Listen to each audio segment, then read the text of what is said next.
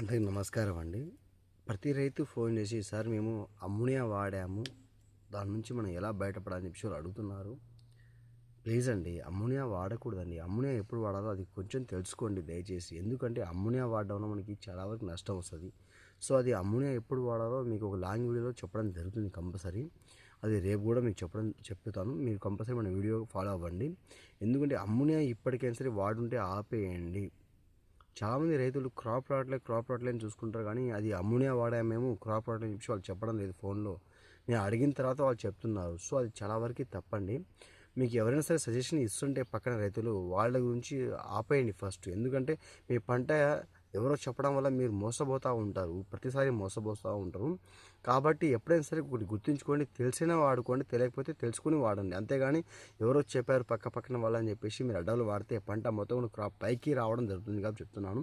So ఇప్పటికే దగ్గర కొన్ని ఏరియా మనం చూసుకుంటే 2-3 కటింగ్లు కూడా అవ్వడం జరిగింది. ఢిల్లీ కటింగ్ వచ్చేసి, సో ఢిల్లీ కటింగ్ మనం చూసుకుంటే పర్సెంట్ 22 నుంచి 23 రూపాయలు నడుస్తుంది. లోకల్ అయితే 30 రూపాయలు నడుస్తుంది మార్కెట్లో.